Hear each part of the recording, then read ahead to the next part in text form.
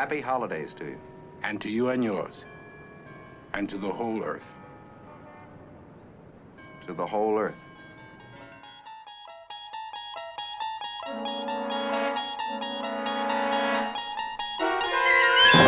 Hello, and welcome to the Twilight Pwn, what was once the internet's third most popular podcast. I don't know, we're probably like, 25 out of 40 at this point? I have no clue where we rank. Anyways, my name's John. I'm joined this week by my co-host Fred. This year, suppose. Yeah, it's funny, when we kept going after our initial run, there was this sort of joke that we were doing maybe one episode every other month, and we started joking like, haha, this year, and now like that's just what we do. This is a yearly show. Hi, I'm doing well, John. How are you? I'm good. Relatively, as I think everyone is relatively doing all right. Right. I don't know why. Recently, I had this thought about our podcast, which was that like envisioning this as like the only surviving historical record of this age or something, like some sort of weird, like it's like a Civil War diary that people sort of pick apart the 2010s to the 2020s, and based on our frequency, it's going to get to 2016, and future historians will be like, well, things just weren't that interesting. They weren't really talking that often. When you get to 2020, they just don't really do much. I think it's probably for the best that we've quieted down these past couple years. Yeah. I think it would be very hard for us to have stayed on brand and focused purely on TZ Serling related stuff, so this might be for the best. What you been up to for the past? I get maybe this is a stupid question. Should we even go down that road, or should we just get right to it? I think my experience has been similar to many people's experience. It's a lot of, thankfully, working from home, online schooling, and the small children, and we're fortunate, and we're still stressed and all, and it's pretty normal. Fred, when you invited me to do this, it was a welcome break, even though it was very hard to fit in. Yeah. Anything that's not what's been the last few months sounds great. Yes. How about you? How are you? I'm about the same, but it's I don't want to peel back the curtain too much, but it's funny because I think I'd had the same thought, and like, whew, it's been a year. Let's just get together and talk about the night gallery. That'd be pretty funny. And then it turned into like the most complicated thing. Yeah, it's we're really stressed right now. So. I think we're gonna have a lot of fun tonight. Yes, I think everyone's gonna really enjoy this when it drops in June. Yes, I think. Exactly. Oh, and it's also like hugely racially problematic. Let's get going. What are we talking about this year, John? This week we will be talking about the 13th episode of the second season of the Night Gallery. It aired originally on December 15th, 1971. It featured two stories, the first of which was entitled The Messiah on Mott Street. Good evening. Of course, you're all here by invitation, but don't let it disturb you if these paintings per se don't happen to be your thing. These are rather special paintings, the kind of hangings generally put up with a noose. This painting, for example, is of a rather special world. What has become perpetuated in the language as the ghetto. That dismal realm of pushcarts and poverty, where hopes are stamped down like dirty shoes on snow. Death is a commonplace visitor to these somber alleys, but occasionally someone else visits. Our painting is called The Messiah on Mott Street, and this place, should you not already know it, is the Night Gallery. It's good to have him back, man. I mean, it's been a long year, and sometimes you just need that purple prose just wash over you. The kind of hangings you only put up with a noose. That scans. I did like how he's like, I dig it if it's just not your thing. Yeah, I know. That was the 70s kind of like, mellow is testing well, Rod. Some people might say it's not groovy. Yeah. We like to do our own Serling style intros. We weren't that good when we were doing this every week. Now that we're doing it every year, let's see how bad we've gotten. Do you want to start us off and I'll go second? Sure.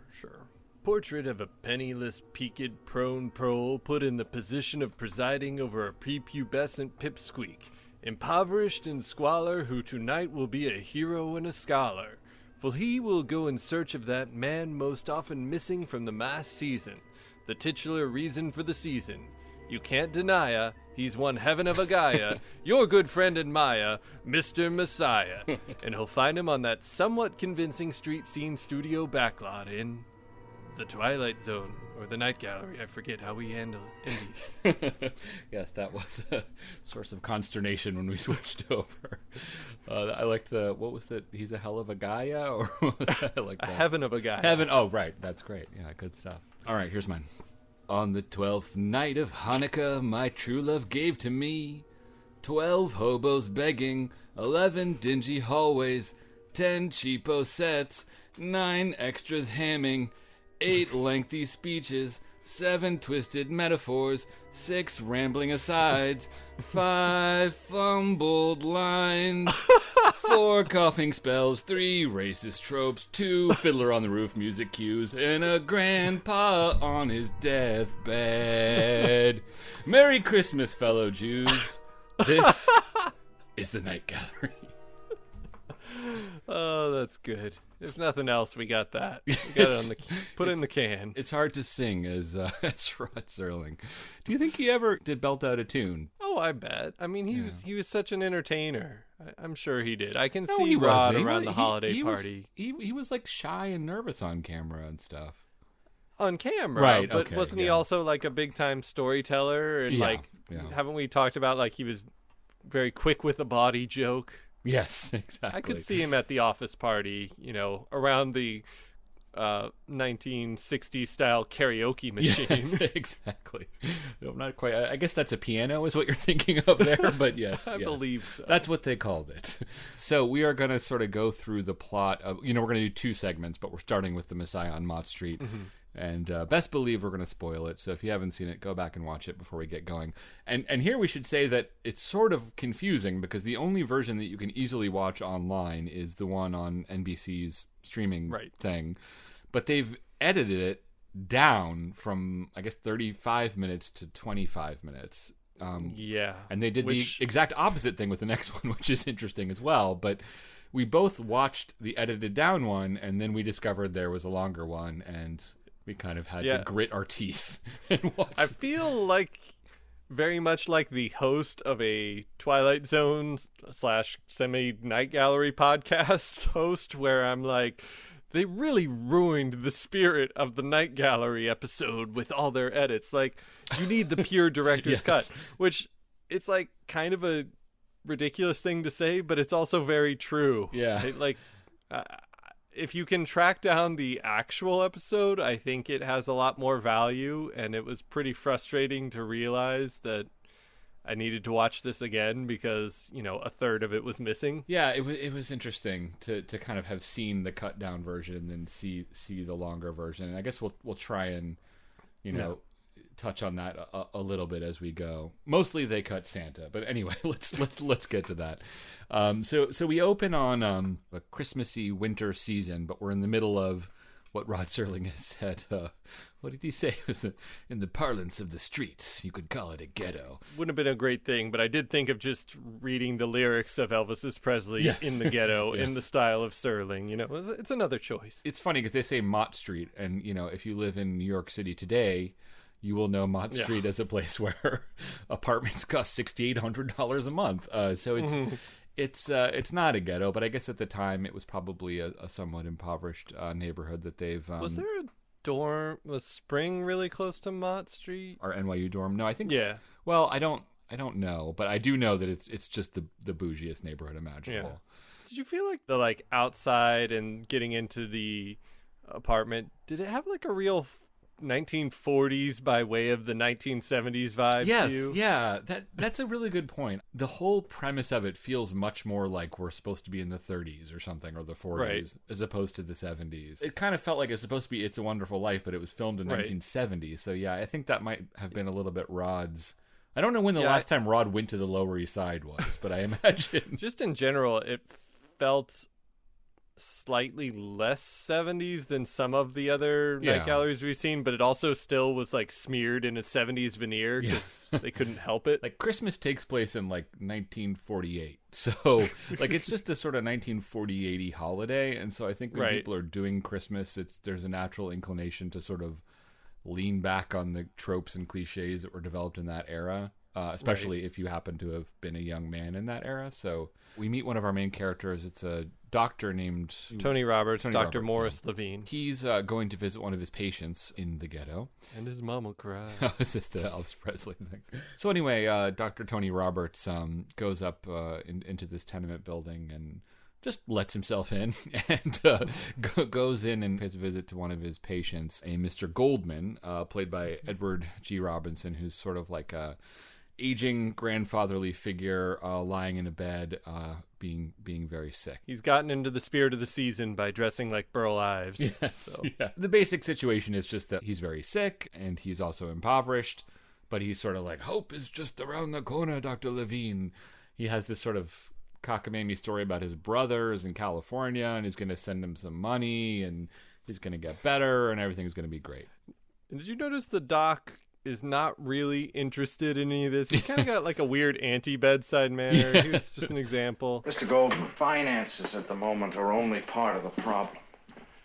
I'm not going to minimize the seriousness of this. You're very close to pneumonia. There are also pulmonary complications due to your former tubercular I condition. feel like there's like an accusatory tone to his reference to the TB. Yes. I'm mad at you for having gotten tuberculosis. What about the angel of death, Mr. Goldman? Yeah. What do I tell him? Angel of Death? Is he close by? He's outside, Mr. Goldman. That close?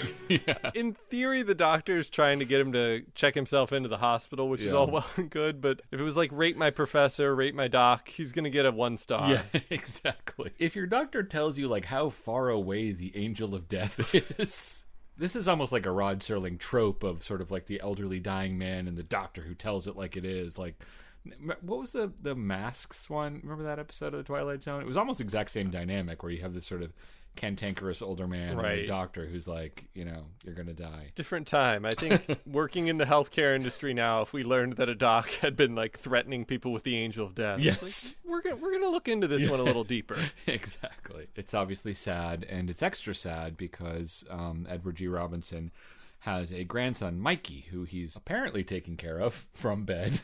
There's this sort of conversation about if you don't take care of yourself, you're going to die, and what's going to happen with Mikey. They're going to take him away. And Robinson is like, a message to the Department of Social Services. CC, you, subject, my grandson, content. Like, it was just so freaking convoluted. And very delightfully Serling-y. And this very Fiddler on the Roofy score kicks in. You know, he's talking about like this, he's going to be saved both by this money from his brother and like the Messiah is going to come. And he really leans into saying the title of the episode. Like he knew that's for the commercial.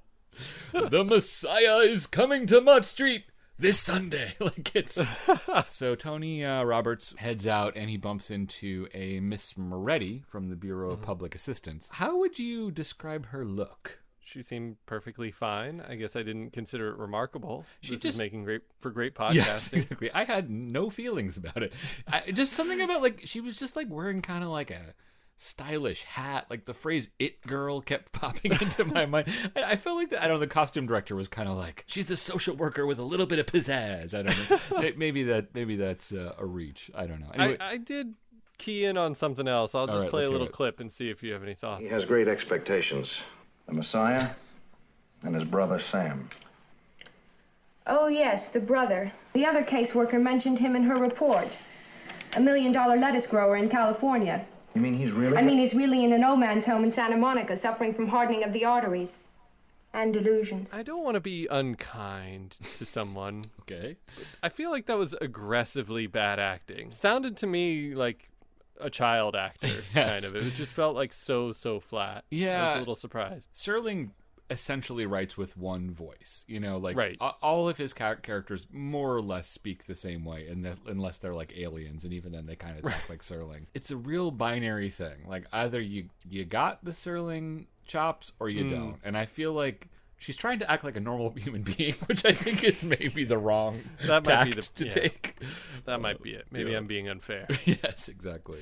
Anyway, in the next scene, we meet Mikey, and he shows up with some tomato soup for Grandpa Goldman. maybe this is wrong or weird to say, but Mikey is very waspy. Like, that is a very Anglo-Saxon child. Thoughts, John? I'm loath to even get in here. This sounds like I have a Jewish friend, but I'm married to a Jewish woman, and I guess I have a Jewish child then, technically, because that's the way it works. So I feel more equipped to make fun of this kid's waspiness. I don't know. But that, we should set it up that, of course, Edward G. Robinson is Jewish, and there's some discussion about, the Messiah sort of fits into his religion. So that's part of it, John. I'm just not making fun of this little child. And then they have some banter about, I don't know, just hot topics like the Fountain of Youth and the Leaning Tower of Pizza. I'm going to be real unfair here because I think the kid was actually pretty good for a kid actor, but you called it out too, so... Grandpa, you didn't eat no bread and butter. You didn't have no nothing. Yeah. We can't get another take there? Yeah, exactly. Mikey, is he running up against his time clock? Yeah. Got to get back to to the school? Yeah. What are we doing? Got to get back to Catholic school there, Mikey.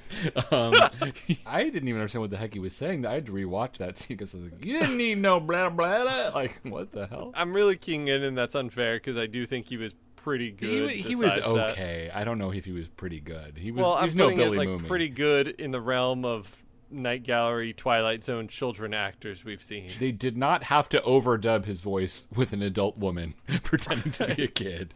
So yeah, he was fine. I don't know. So yeah, Grandpa is talking about how everything's going to get better and how the Messiah is going to arrive and take care of everything. I found myself just like imagining what it was like for this kid to film this episode because he's just doing this sort of, generic aw shucks like 1970s kid acting job. But like, right. Edward G. Robinson is really like, running through the toolkit, like with the accent and the fake coughs. And I don't know. I imagine like Edward G. Robinson like telling the kid like, if you want to sell a fake cough, you got to hide a plug of tobacco in the back of your mouth. Like just giving him all this real salty old Hollywood stuff. Did you think that the kid's collar was a little weird? It was very aggressive. It looked a little like sci-fi to me. Like, did you ever see the movie Her with Joaquin Phoenix? Yes, yeah. Mm-hmm. You remember how like, I forget, like the shirt collars I think were different, or like the pants were like they did these subtle things to indicate that fashion had changed, a bit over the past, I don't know, 50 to 100 years. I kind of feel like the kid's got like a sci-fi collar, like a Logan's Run collar. Yeah. It's just grown a little further than society was ready for at that time. Yes, that's totally true. I feel like so much of like the early 70s, like just casual clothes just look so weird. Like I remember even from the Tim Riley's one, like everybody in the office just looked like they were on the Starship Enterprise. Like it was very weird.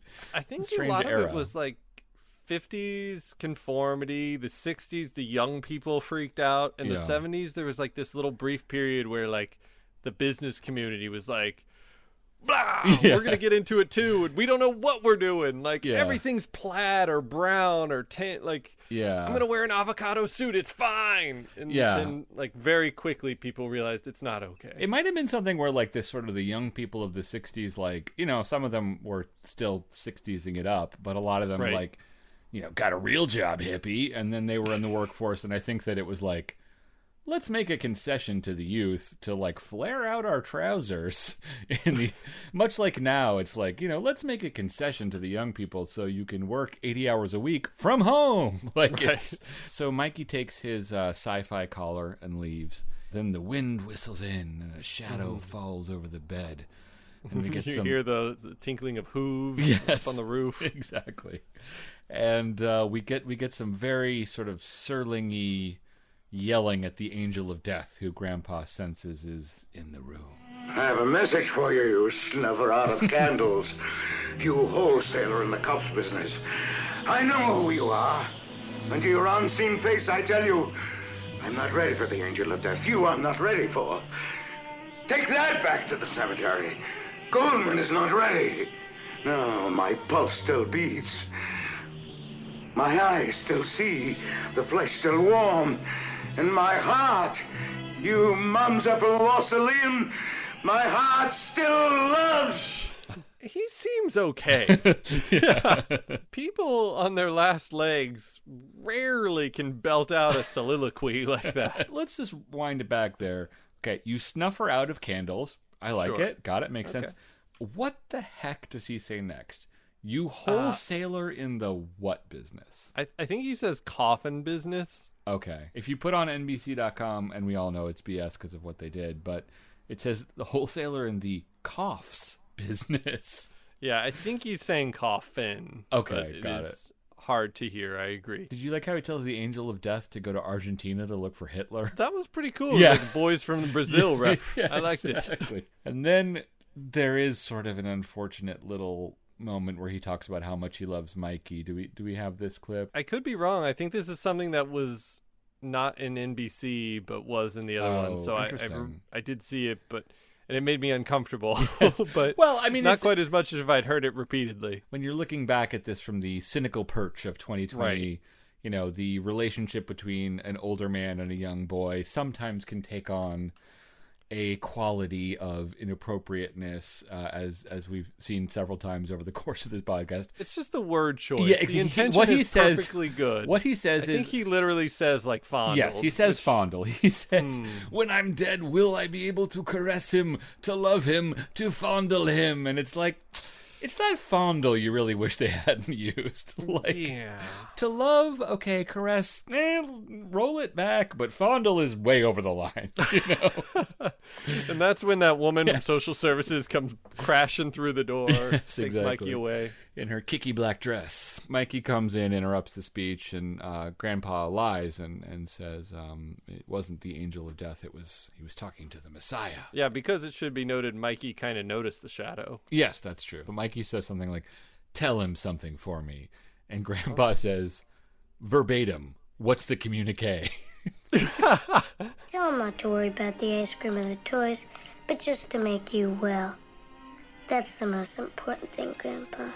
To make you well. So I captured that because I felt like this was the part where, you know, we're obviously scrounging around for a holiday-themed episode, and this felt like the hardest tugs I was going to get, and it didn't do a ton for me. I mean, it's a good little beat. The kid, he just wants to... I just didn't feel like I was invested in the emotions. I wonder if I would have been a little bit more if I'd seen the uncut version, but then again, I probably would have still just been giggling like a dummy over the fondled line at this point. So, 6 of one, half a dozen of the other. You're a little bit more of a sucker for the sentimental stuff, and the fact that this didn't make an impression on you is telling. I mean, it's just kind of cheesy, basically, I think is the problem. See, I actually thought the child actor wasn't really that good, and especially in that part. Like, it just, I don't know, it just sounds so like, I didn't believe the little squirt. I don't know.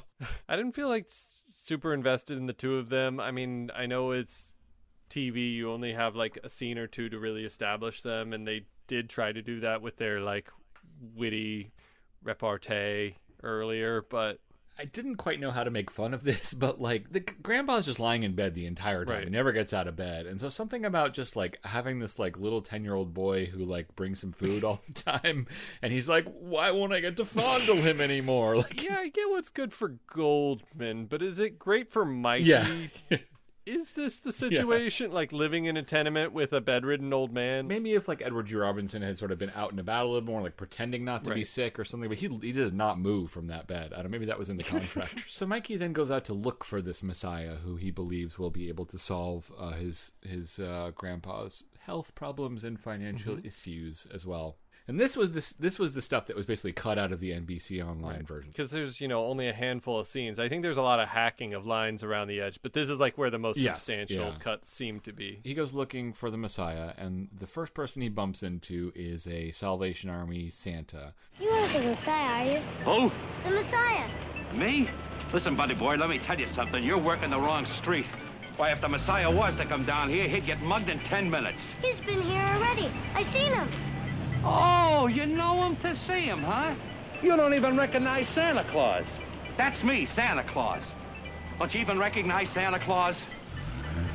I'm Jewish. Santa Claus the Messiah, what's the difference? From here to the river, it's half soup kitchen and half saloon, and you're looking for the Messiah down here. Let me tell you something, buddy boy. Either go uptown or go home. I can't. My grandpa said I have to find the Messiah. Maybe like Hanukkah-themed films and television are just different than Christmas ones. I love the line, Santa, the Messiah, what's the difference? Well, there's actually a pretty big he makes like a very there. interesting point in our modern era. There's a dissertation to be had about the blending to the detriment of both, maybe. But yes, yeah. Thanks, Coca-Cola. Did you think that, like, yes, exactly. He was a very good Salvation Army Santa. I'm going to toss that out there. Do you feel like, do you remember what it was like to see Salvation Army Santas in New York when you lived here? No. I mean, I certainly remember, like, and around anywhere, people ringing the bells out with the Salvation Army, but I'm having trouble actually picturing people in the full costume. They're pretty budget, like usually. I don't mean that as a harsh critique, but this guy very much looks like Santa, and I would say, as someone who's seen a lot of Salvation Army Santas, that is not the norm for a New York City Salvation Army Santa. So Mikey moves on, and he eventually bumps. I mean, he sees a lot of kind of like, again, very sort of 1940s style poverty. Like, even the, like, Santa, he's like, it's saloons. I think that's the problem, is Were people really saying saloons? They're using the, like in 1970? backlot that was built in 1935. Yes. And, there's some people who are dressed a little bit more modern, but they've also got hobos around a flaming barrel. I'm sure that existed. It didn't feel contemporary at all. So Mikey keeps going, and he bumps into... I don't know. How would you define, like, a crazy guy on the street with a sign saying, like, the end is nigh, His repent? Listed character is fanatic. It reminded me of the Kareem Abdul-Jabbar role in the TV movie of The Stand, but, that's my reference point. Right. That whole trope of, like, the crazy guy, wrapped in a blanket with a sign that says the end is near. Nigh. It kind of got me thinking, like, who is the first disruptive innovator who did that? Like, where does that come from? Let me sit you down. Open the good book. Does that go back, like, to even maybe to medieval times? Like, were there, like, where does that really come from? I think the idea it's a trope, but I've never seen it. Well, as far as, like, someone with the sign saying the end is nigh, I mean, that is like very tropey, and I don't know. I mean, I think like a prophet of doom certainly goes back thousands of years. Right, but like a crazy hobo prophet of doom. Mm-hmm. People had thoughts about old John the I will Baptist. say also that living out in the desert, eating locusts. We go from Santa to a guy who is a fanatic, but he does have kind of a JC look here, even though here's what he's got to say. Sure. Are you the Messiah? I am he. I'm glad I found you. My grandpa said. Of course. And soon to die. Born of iniquity. Steeped in sin. And soon to die. You tell him to get ready, boy. Tell him to get prepared. Because tonight Sodom goes, and Gomorrah, and the whole world struck down in the righteous wrath. Not my grandpa! Point out, boy! Decimated! The wages of evil paid at last! You're not the Messiah! I am the Messiah! And your grandpa is doomed! Happy holidays! Yeah, exactly. Merry Christmas! I feel like the actor, like, lived on the street for a week to master that. Like, it's pretty heated. Yeah, again, I think the kid's doing what he can, but yeah, there are some people who are really giving it their all around him. And then we get to the thing in the episode that I don't want to talk about, because it's very twitchy and very #problematic. Yaphet Kotto arrives, who is a black man, and he sort of, like, pushes aside the crazy raving guy, and he's like, "Are you all right, little kid?" And Mikey is like, "You're the Messiah." And it's a callback to something that Grandpa Goldman What do you say, Fred? Say it. About... It's just awful. I mean, the Grandpa was like, "The Messiah will be big and black and will save us and come out of the sky, a loom." Oh, Fred, I don't remember that part. Are you sure? It's just stuff like this. It's like it's just uncomfortable. so crummy. It's uncomfortable. I understand that it was a different time, and so it's, I don't want to spend like an hour talking about how Serling was a racist, because I'm sure it was not ill-intended, but it the effect of it is certainly very crummy. I think it's all processed through the eyes and ears of a child, and Kodo clearly just like laughs at the absurdity of what has just been said to him, so he doesn't take offense. I think the character realizes, what the hell did this kid just say, but like this kid clearly doesn't get what's messed up about what he says and just kind of laughs about it. Yes, but to be fair, that is a line that Rod Serling wrote for the actor to say. I mean, I think that has to be acknowledged. I mean, you would not, if you filmed this in 2020, have the line, "Why did you think I'm the Messiah?" And Mikey is like, "Because you're big and black and you loom." Like, that's getting cut right away. Yaphet Kotto is like, "All right, well, what's going on with your grandpa? Like, tell me more." And so Mikey drags him back to the tenement, where and can I we just say see here, that, and this is another thing about the NBC, because I didn't notice this when I went back and watched it from the DVDs, but it looked like it was shot like night for day. Like, it looked awful. It was like so washed out and garbage looking. Then I watched the DVD version and I didn't notice it that much. So again, I don't know what the hell NBC is up to, but if you want to sponsor our show, just send us an email and we'll be... Yes, exactly. I had no idea what time it's supposed to be, because we'll get to this, but like there's stuff that comes up that leads you to believe it's like the middle of the night.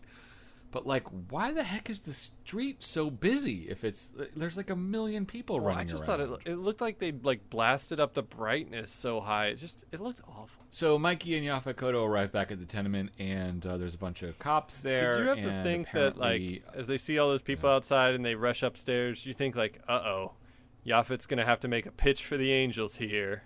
Yes, it did. There was very much one for the Angels, big one for the Angels energy going on. It was just kind of like Rod's greatest hits pretty much throughout. But anyway, so they run upstairs, and Yaphet's getting out his silk ties and his little robot toys. But the Angel of Death isn't there yet, because Dr. Tony Roberts is there, and apparently Grandpa's in a real bad way, but he's got until midnight. Classic TZ trope. If you look at the clock, it looks like midnight's gonna happen. Like, when he was walking around, it seemed like it was the middle of the day, right? They might have stopped for like an egg cream or something. A long egg cream. A 6-hour egg cream. Maybe even the original episode was cut down like 45 minutes. I don't know. The Doctor and the supposed Messiah, whose real name is Buckner, start chatting, and it looks like it's pretty bad for Grandpa. Like, his condition, whatever it is getting worse, and it looks like he might go at any moment. And then there's this kind of sort of lame philosophical discussion about believing in miracles or not believing in miracles. That's the problem with all ghetto dwellers, and former ghetto dwellers, of which I am one. We're mystics and believers and children to our dying day. And that applies to ancient doomed men, ineffectual doctors, and 9-year-old boys. The triumvirate of desperate losers who share this illusion that God favors the tenements. Spoken like a true former tenement dweller. I had a note at the beginning in Serling's intro where he talks about the ghetto, a place where hope is like dirty shoes on snow. Is that a good image, or does it just sound kind of like it's good? Like, that little speech the Doctor gave is like, is that actually poetic and good, or does it just kind of have words that are said in a way that it seems like it's deep and good? But maybe this is getting too much into the weeds, but I feel like Rod Serling's like understanding of poverty is pretty shallow. Just tossing that out there. From bucolic Binghamton to Beverly Hills, you don't think he knew the common man, Fred? I mean, no, I think he knew the common man on some level, but there was just something about whenever he it just it feels like he's like describing something he read about the 1940s Lower East Side or something. In the middle of this weird sort of kind of crummy philosophical discussion, the wind starts blowing in through the windows, and doors start opening and closing. It just seemed like a cheap haunted house. Like, it didn't really I seem think the like... implication is, like, that was his business. Things get lean in November, but, they pick back up in September when the kids start coming through again. Yeah. They looked at each other very meaningfully, and I was like, oh, okay, so the house has, like, a draft problem. Got it. Like the wind coming through was the angel of death coming into the room, and the door shuts, but then Yaphet Kotto kind of looks at the window and the door, and they close again, so I guess somehow he's banishing them, but...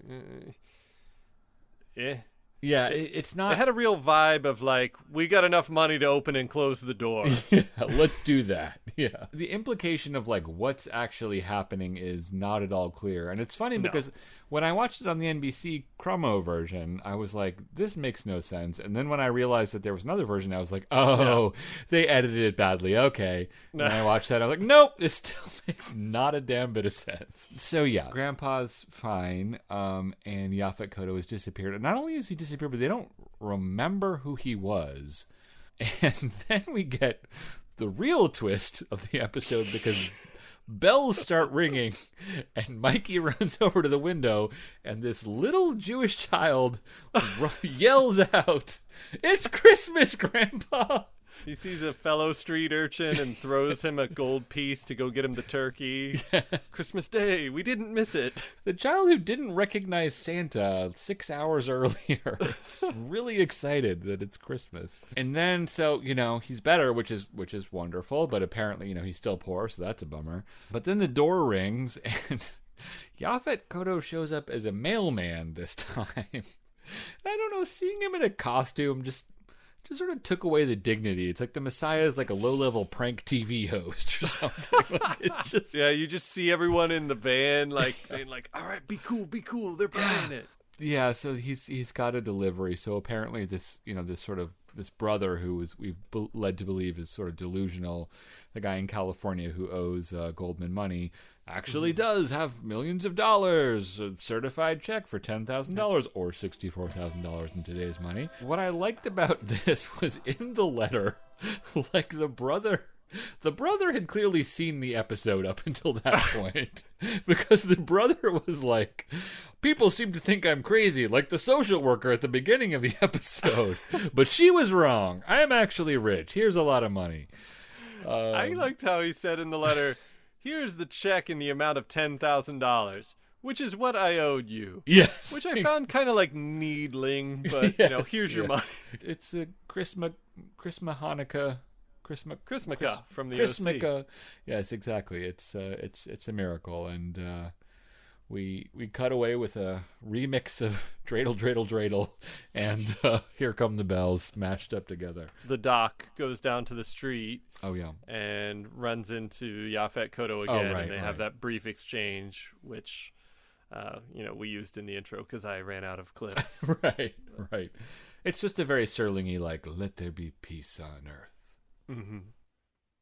So yeah, I mean, the awkward mashup of Christmas and Hanukkah is maybe the right awkward place to start. I don't know. What was your take on that? I feel like ill-equipped to address this very well. Nice cop-out, Johnny. I thought it was very interesting that it was written by Serling, and I just, that was the main thing I found interesting, is that, it's a story with primarily Jewish characters, written by a Jewish person, but kind of very invested in some of the tropes of the Christian holiday of Christmas. I mean, obviously the Messiah is relevant to both Judaism and Christianity. Have we talked about, like, Serling and Christmas? Is that something that ever came up? I can't remember. No, I don't know too much about it. I've always kind of wondered whether it was like, well, this is just what the networks would do at the time, and that's all it is, or whether Serling himself was,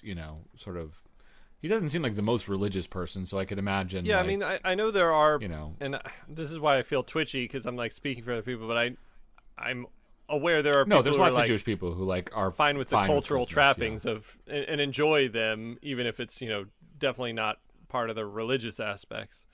But it's also a little interesting, because this episode is, like, very into the religious language, anyway, of Messiah, which is, like, kind of essential to Christmas, but this isn't really It was interesting. What do you think, Fred? I was the one who had to read Big and Black and Loomed, and you can't even talk about the Messiah, for God's sakes. It's not so much that it's like avoiding the twitchiness, it's just that I don't really know what to say about it. Like, it's also not really like at all a Hanukkah episode. I don't think there's any real mention of Hanukkah. It's basically just like an episode about this sort of Jewish family just at Christmas time. And I don't think Hanukkah I did think it was the kind Messiah of really have much to do anything. Even though I know like the Messiah is a part of Judaism, I don't think Hanukkah in any way connects to that. The mashup of the kid not knowing who Santa Claus was, or at least them kind of making a joke about that, but then knowing it's Christmas and being really excited about it was a weird choice. I mean, I think there was the intention of an interesting critique of like, it's Christmas Eve, the kid is looking for help, he goes to the Santa Claus is like cynic and certainly unhelpful, and then he goes to the next character who's kind of, I mean, they've dressed him like Jesus, but he's like a raving lunatic who is not helpful. And then, you know, the actual, I guess, Messiah of the story, you know, it's Serling had some vision that what he was saying had resonance and deeper impact. I just can't figure out exactly what they are. No, I mean, I get what you're saying. It's like, you know, he's in trouble. He's looking for like help. He finds like the classic Christmas icon who's of no help, then like sort of a religious thing, which is of no help. And then he finds help in someone who's like a common everyday person. You know what I mean? Like, and you know, of the time, a person of color. As much as that line is very touchy and twitchy, it's like, you know, a 9-year-old boy and a large African-American man in 1971. Like, that's not the person you'd think the little waspy Jewish boy would go to for help in this situation. And yet he is. I mean, I think Serling is trying to play with expectations. Point is just that the Messiah of Mott Street is not going to look like a Messiah. You know what I mean? Coming out of retirement to tackle a very twitchy episode. But, I mean, this does play very heavily into the sort of quote-unquote magical Negro trope of, you know, the black character in a piece of fiction being sort of magical and saving the white people. And, you know, this is very much that. It's not so much that it's, like, evil or ill-intentioned, but it is hacky and tropey. And they didn't give Kodo a whole lot to do, so he doesn't have to do much to embarrass himself or anything. Like, he mainly just sits there and listens to the doctor, you know, rant at him and like look meaningfully at a door. So other than like delivering the mail, which is a little bit of an indignity, I feel like he gets away, like he acquits himself. Mainly the costume, Yeah, I don't know. I mean, it's probably nowhere near the worst example of this particular but it trope, is. But it is a little bit like, okay, yeah. And now that we've chewed through those Twitch landmine fields, do we have anything else, or should we move on to a wacky tobacco episode about Zsa Zsa Gabor? Sure, let's just run through that one. Okay. I think we can speed run through this. Okay, all right, let's do it. So this next episode the next segment, I guess, is called The Painted Mirror. We, all of us, have a kind of fascination for mirrors. There's a most appealing mystery to what is on the other side of the looking glass. And occasionally we turn into Alice. Our last selection in tonight's gallery, a very special looking glass, and it's called The Painted Mirror. That is very much what Rod Serling said in this episode of The Night Gallery. So anyway, after that little intro, we cut to the further tearing down of Tim Riley's bar. They've decided, same note. Yeah, so there we go. Yeah, they not only tear down the bar, they tear down the entire city block. It's construction stock footage. And here is where I just have to say that it's kind of amazing to watch the NBC version of this episode, because what they've done basically is they've realized that the awkwardness of the Night Gallery, sometimes making 3 short episodes or 1 long and 2 short or whatever, is kind of clunky for streaming. So they try and make every episode like 30 minutes, or maybe they did this for syndication, I don't know, but they try to make everything like 26 minutes. For the Messiah and Mott Street, they cut stuff out. For this, they had to turn like a 10, 11-minute episode into a 30-minute one. And man, is it weird. Like, it reads like a bizarre student film. It's like Koyaanisqatsi or something like that. It's so weird because they took this like construction stock footage and just like interspersed it at random moments throughout the episode. Like it's just weird stock footage cutaways that has nothing to do with what's going on. It's kind of an abstract masterpiece. I recommend watching it just purely on that basis alone. But we're going to be discussing the real Authentico as intended Night Gallery segment. So track that down as well if you can. Well, you don't know that, Fred. I mean, it's possible they brought the director back. Right. They had the cinematographer. They're all sitting there. They're doing the color correction. They're finally putting in all those extra shots of knocking down buildings he intended. But the network hacks wouldn't let them get an hour and a half slot for that week.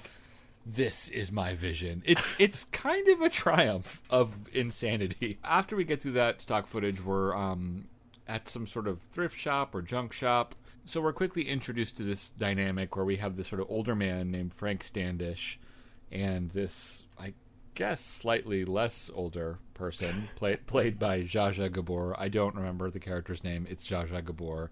Yeah. And it's the classic dilemma where you have an old-timey conservative junk shop owner and he's business partners with a younger German woman who wants to make the junk shop more cartoonishly feminine. I feel like it had a strong Schitt's Creek vibe. Have you watched Schitt's Creek yet?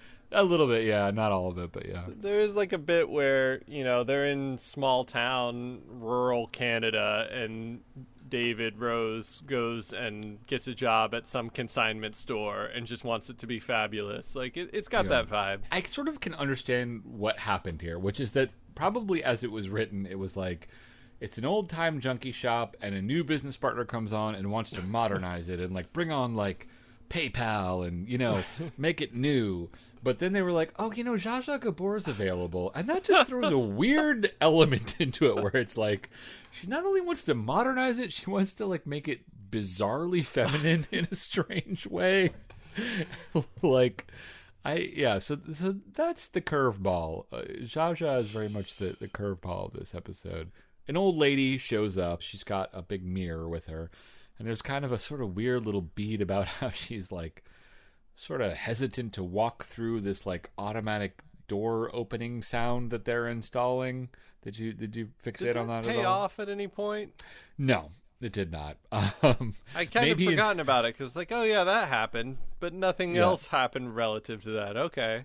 Yeah, it did make me sort of think about how like, whenever they introduce a new piece of technology, like old people are scared of it. Right. I don't know if you encountered that in your own life, but that's certainly something that...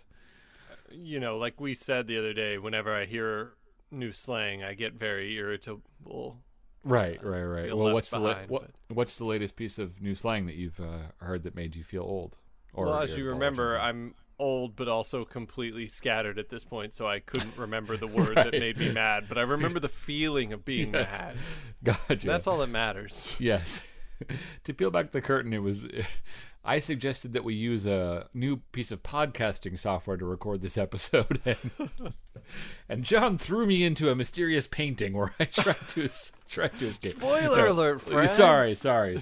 Yeah. Anyway, so this old lady shows up. She has kind of like a sort of sexy flirtation with Frank a little bit. She's like, should we discuss this mirror in your gentleman's boudoir or something like that? And I kind of like that. I don't know. Anyway, in the back room, she and the old guy are talking about old people stuff and how great things used to be.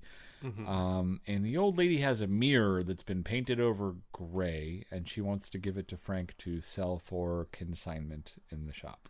The little undercurrent was this stuff's not worth a dime. He was going to give her $10 to like help her out because she's kind of desperate. And then Zsa Zsa kind of dresses him down in front of her like, I'm going to give you $1 or something, like kind of shames everyone while being real Zsa Zsa. I don't understand the idea of like, I'm going to modernize this antique shop. Anyway, later that night, Frank is cleaning off the mirror and getting rid of that gray paint over the front of it.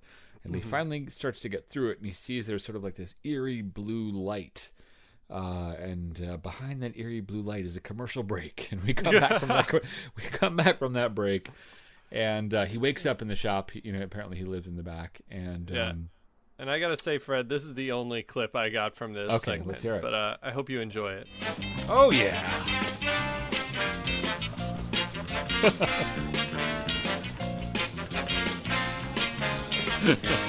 think I'm just going to try and play that on a loop in our outro. Because it goes on for a long time with no lyrics. That was the processional song at my wedding, actually. It's really funny to imagine at some point that conjured the emotions, the same emotions that someone listening to like dubstep now might feel, you know? Like at some point that sounded insanely modern. Frank wakes up and, you know, Zsa Zsa Gabor is being modern and feminine, and he's annoyed, and he starts to get through the paint, and he sees this crazy alien scene. And the old lady shows up, and they see this crazy painting.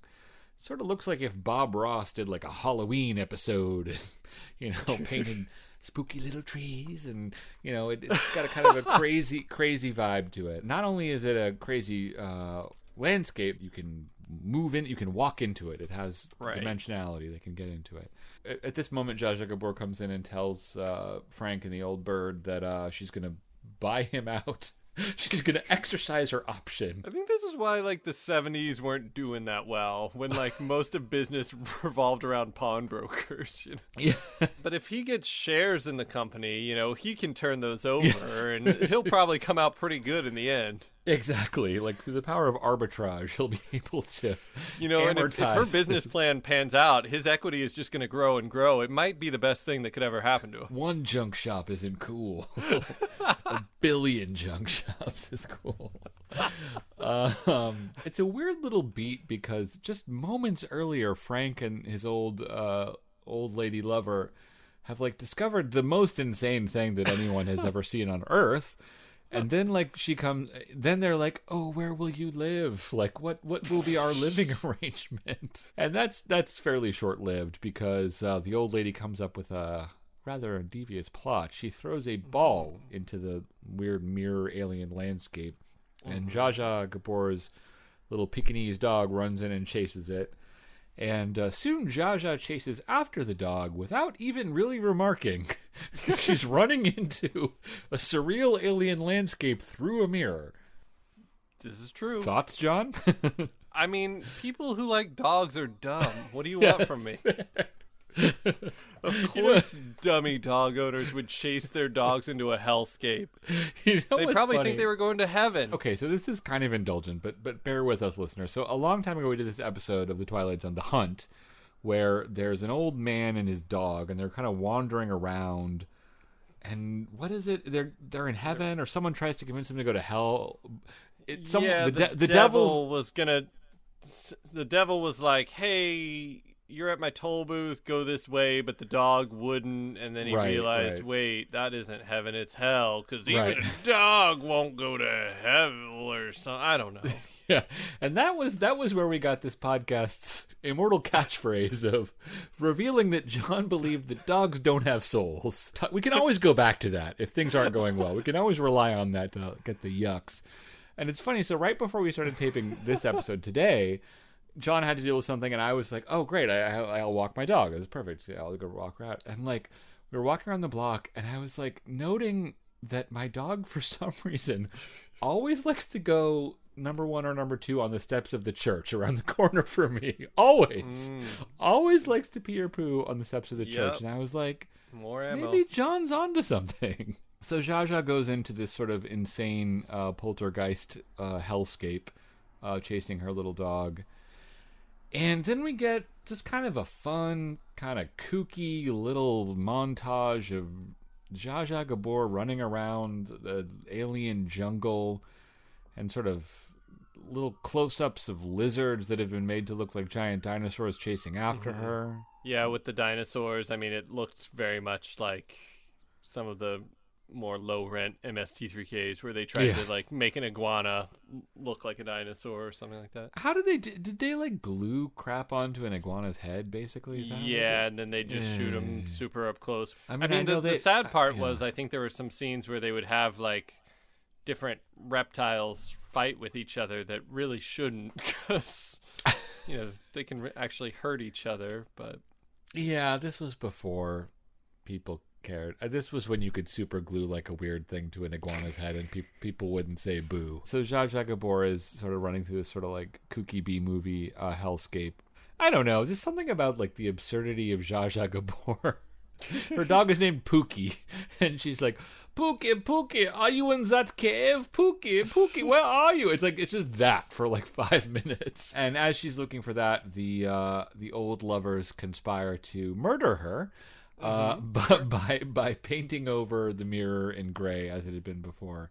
I don't know if that's technically murder. It's probably like false imprisonment. I don't know. Is it false imprisonment if you like falsely imprison someone in a room with a dinosaur? Did they know there was a dinosaur in there? I mean, she knows now that she's gotten that deep, but can they see the dinosaurs? I don't know. That's what the jury. That's why we have a mistrial here, because it's nothing but hearsay at this trial. I think you're gonna have a lot of trouble producing the evidence here. Yeah, so. That's true. Yeah, it ends kind of cold. Like it doesn't end with them being like, yay, and now we're lovers. It's like the last thing is just like him slamming the door on Zsa Zsa Gabor. Zsa Zsa Gabor's murder is the end of the episode. What we doing next? Bios and trivia. Bios and trivia. Bios and trivia. Yeah. Scott, Zachary, Mark Grams Jr., Zachary and Grams, and IMDB. Fred, what drum machine did you use on that? Just kind of listen to that snare there and wondering where that came from. You like that snare? I Didn't used say to that. Just I was listening to it. 10 years later, you're dogging my snare sound. You've had a lot of opportunity to critique that snare. If anyone makes music out there and is listening, it's a drum machine. It's a computer, but it's a computer program called DM1, and it's a really good drum machine that has like tons of 808s and all Linn drums and all that kind of stuff. And I use it for a lot of drum machine type stuff. Was it freeware or? Oh, I paid for that. It wasn't really expensive. I think it was probably like $10 or something like that. I've made a lot of bad beats, and it's among the best drum machines I've ever used. What do we got, bios and trivia wise? So we got some people. All right. Edward G. Robinson played Abraham Goldman in the first segment. He was born Emmanuel Goldenberg. He was in a lot of gangster movies through the 30s and 40s. Yeah. He's famous for that's him. Little Caesar, Key Largo. He was apparently originally slated to play Dr. Zaius in Planet of the Apes, a Serling joint, but dropped out due to heart problems, according to IMDb. He's also in Double Indemnity, right? He plays the Yep. Yeah, that's a really good one. I haven't seen that in a long time. Just a very reliably enjoyable screen presence. Yeah, according to the stuff I was reading, he was the heavy. He was usually the bad guy, but apparently a very nice, gentle, quiet art lover in his, personal life. Yaphet Kotto played Buckner. He was in Homicide: Life on the Streets. He was in Alien, The Running Man. To The Wire, right? Yep. Yeah.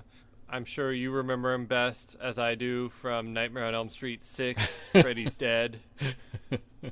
Which one was that, John? Well, in the rankings, or you want a plot summary? What are we talking about? What are the highlights? That's the one that is generally considered one of the worst, but I really liked it. I think it was one of the earliest ones I saw. It features Freddy putting someone into a Nintendo game beating them with the power glove. Mm-hmm. Yep. That's a great one.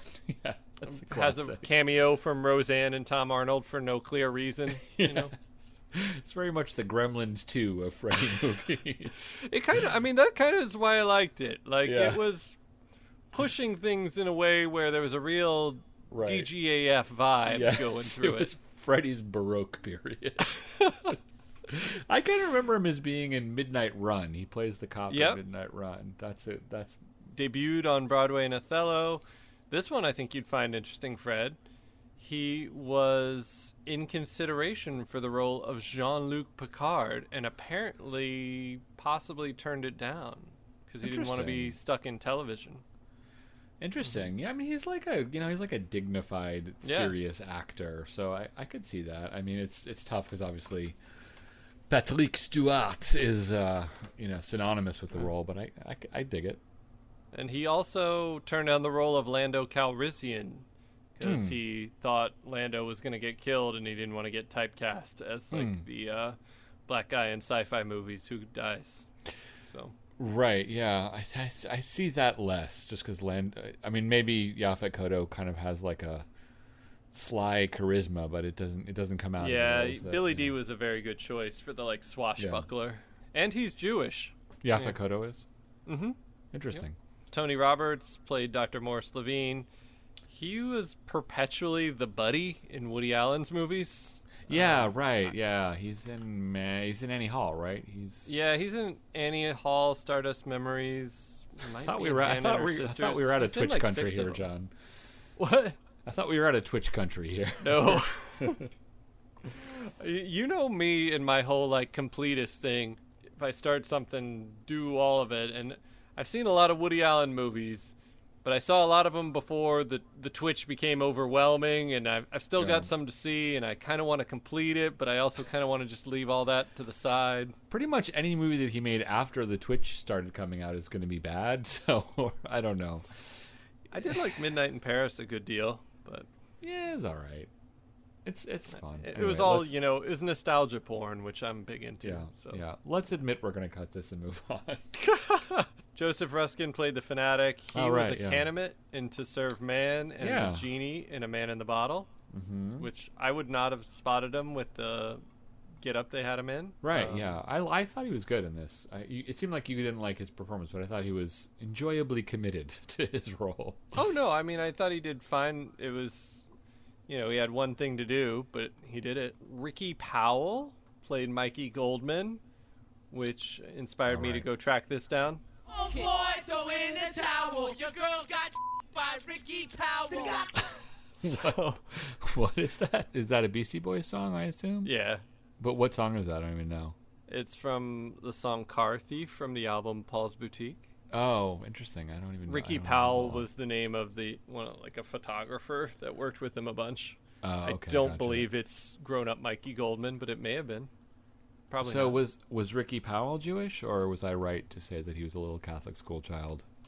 Ricky Powell did not work a whole ton, and so I don't think he had a super detailed IMDb, but if we want to go and call up his orthopedic practice or wherever he is right now, we can find out those answers. Oh, wait. Oh, here we go. Okay. Here we go. Ricky Powell is a Southern California. He wrote some crummy memoir. I shouldn't say that. Hold on a second. So apparently, I've been Googling a second. So Ricky Powell apparently wrote a book called Happiness Rocks, a powerful blueprint to master the art of lifelong happiness. That doesn't sound title. Written by Rod Serling, directed by Don Taylor, who actually directed They're Tearing Down Tim Riley's Bar. So. Oh, there we go. What about the Mirror one? Arthur O'Connell, he was uncredited as a reporter in Citizen Kane. Oh, interesting. The role I remember him from was in Anatomy of a Murder. He was like Jimmy Stewart's old mentor guy. He played like old guy in a lot of things. Yeah. I think around age 29, he just kind of settled into old guy. Is Anatomy of a Murder the Panties movie? That is the movie that broke cinema ground and shocked the nation by using the word panties. A lot. Way more than they needed to. Rosemary DeCamp played Arthur's, side piece. She had a nice career and all. I didn't find anything that interesting as far as like roles. I'm sure she did great work. This trivia is pretty nuts, though. On July 7th, 1946, she and her husband were in their house in Beverly Hills, California, when an aircraft crashed into the roof of the house next door, and its wing cut through the roof of her house and landed in the bedroom where she and her husband were. The plane, an experimental model called the XF-11, had experienced mechanical problems after takeoff from airport at nearby Culver City, piloted by Howard Hughes. Wow. If anyone's seen The Aviator, you can see that crash. Yes. Wow. Yeah. That's crazy. And so, but she was okay. I mean, I guess obviously, yeah, she was in the 40s. Yeah, and he paid for the damages. So, Zsa Zsa Gabor, a lot of trivia about her. This is my main thing. What do you associate Zsa Zsa Gabor with? Like, what role would you...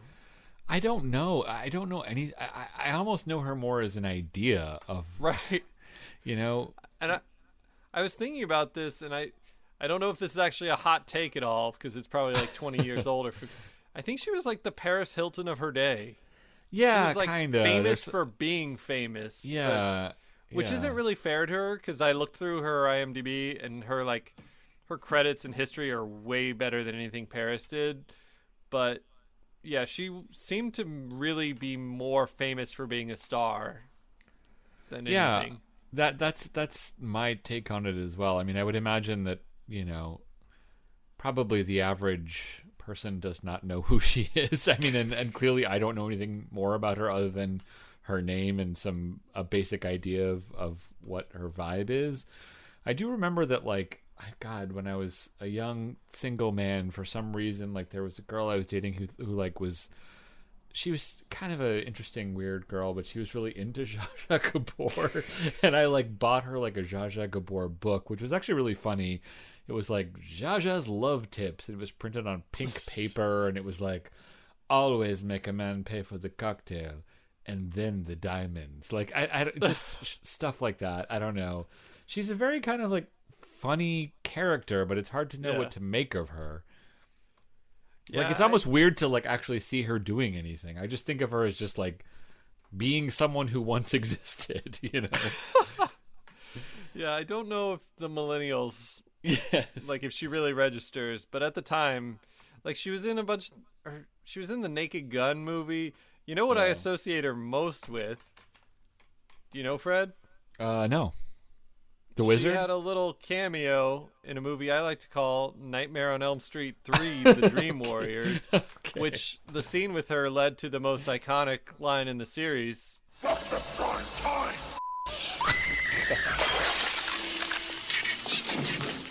Yes, that was where the young woman is watching an interview with Zsa Zsa Gabor, which interviewer might have been Dick Cavett, turns into Freddy, then kills Zsa Zsa, and then slams the teenager's head into a television in a way that doesn't make any sense. Yes. Wait, what is he saying there? What, bitch? Welcome to prime time. Yes, exactly. That was the beginning of Freddy's degradation. Freddy's charm school training wore off, and he really just resorted to childish taunts. Yeah. I sent you that article, right? The little op-ed. Yes. Freddy's becoming more woke or something like that. Yes, exactly. God. She was married 9 times, and this is kind of interesting, the Paris Hilton connection. Apparently one of her marriages was to Conrad Hilton of the Hilton Hotel. Wait, married 9 times. That's interesting. Yeah, she had a quote, which, you know, it's like pithy and clever. Yeah. When asked how many husbands she'd had, she replied, "You mean other than my own, darling?" Yes. This was very weird trivia. Arrived in Hollywood in 1941 with a letter of introduction to Basil Rathbone and his wife, Ouida Rathbone, who granted her admittance into the upper echelons of Hollywood society. Okay. The classic story. Yes. Yeah. That's how Brad Pitt got big in Hollywood too, right? Written and directed by Gene Kearney. He wrote and directed a number of other night galleries. He did other stuff, but, you know. We ain't got time for you, Gene. Nope. And that brings us to the word. Inevitable. MST3K. Arthur O'Connell, who played the old guy whose name we've already forgotten in The Painted Mirror, was in a movie called The Seven Faces of Dr. Lowe, which was not actually in Mystery Science Theater, but it's kind heavily of into referenced. the lore, because Joel has a plaque made on the episode when he leaves Mitchell with a quote from that movie. Cool beans. So I'm gonna go with that one. So what does IMDb think of this series of 2 episodes? 7.7. I mean, it's just dumb to even try to rate Night Gallery episodes. They're both bad, I think, in their own ways. I find Painted Mirror to be a pretty fun romp, but to rate it is an exercise in silliness. Yeah. Messiah on Mott Street is a little bit maybe more deserving of some attention. It's just a little schmaltzy and kind of confusing, basically, is my general take. How about you? Yeah, as far as Messiah on Mott Street, you know how much of a sucker I am for the sentiment, but it just doesn't really land. I feel like they have good actors who are they do, actually. trying. I think everyone's making a real effort there. I just think that the script was a bit muddled and it wasn't entirely clear what they were trying to convey. So I wanted to have my chestnuts roasted, but they just weren't. Yeah, no, I hear you. Yeah, I'm much more cold and hard because I only have one kid as opposed to 3. So much of the mechanics of it were just confusing. Like, what the heck with the wind and the doors opening and closing, and this is such a sort of cliche Serling situation. The sort of problematicness of it all didn't really help either. So yeah, I don't even know if we do numbers, but I'd say it's probably a 4. I don't know. I think because of my schmaltziness, like, even though it didn't work, I'll give him the E for effort. It feels pretty 5-ish to me. I think if you asked me in a couple of years, what was that about? I'll just be like, it had Yaphet Kotto and Edward G. Robinson. Edward G. Robinson had a big speech, but I won't really remember anything about it. Yeah, that is a very, very real take. All right, let's leave it with a 4 and a 5 and call it a day. Yeah. Thank you for listening. We will be back maybe in 2021. You never know. Yeah, we you did never have an know. alternate idea for something to record. True. So you never know. If things get desperate, you might get 2 episodes in a year. It's impossible. It's true. Dream the impossible dream. And thanks for listening. Do we have any new ratings to shout out here? Oh yes. Apologies if I've repeated or forgotten someone over the time, but I believe we should be saying thanks you to Narnia03, Gene Everett 187, Dwells 27M, Beth Love Pens, I Am a Listener, Audradix, Tony Pazzi, and Love Buttes J. If you don't record for a year, you have a lot more people to read. I know, out it to. suddenly seems like, boy, the reviews are just piling in. Yeah.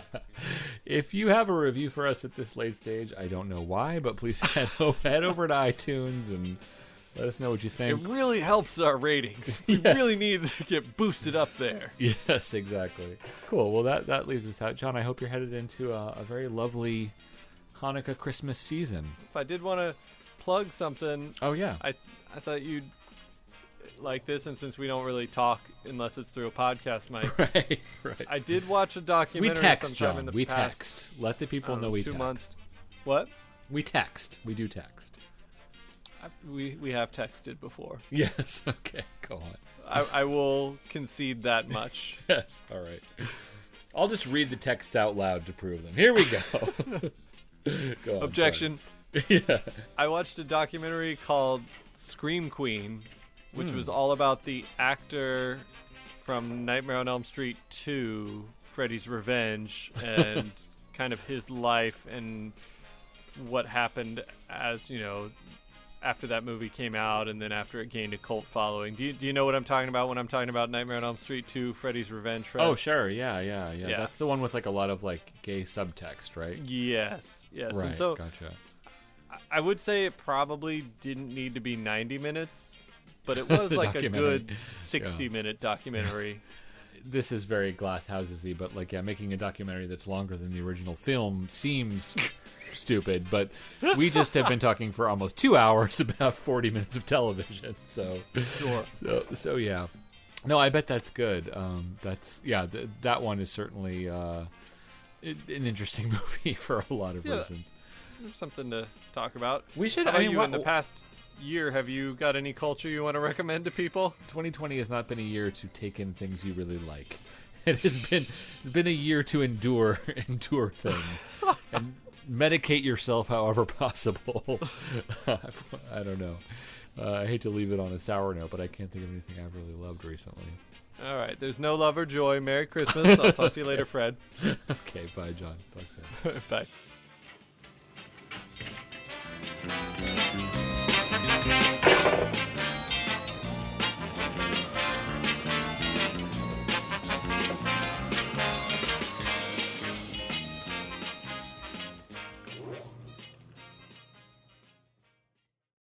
Are you going to try and nail me on the inflation calc here? Do you want to set it up? John, do you have the clip even? I feel like I do, but I don't know what I'm trying to... Okay. So she's discussing the amount of money that Grandpa Edward G. Robinson receives from the state every month. Inflation. Calculation. It's $121 a month. What's that translate to? Only $778 in today's money. Per a week? I don't know. I think you said a month. Did she say a month? You said a month, which isn't that. That's nothing, really. This hasn't worked out well. Let's do this whole thing again. Yeah. I only did the inflation calculation because I feel like you always sort of like nail me when it... This is not interesting to the plot or relevant or even funny, as you clearly heard in the past 2 minutes. But I feel like you're always like, they said a dollar amount, and 5 years ago you made a stupid clip, or more like 10 years ago you made a stupid jingle, so now you have to do it. So I was ready. We'll release that on the Patreon special.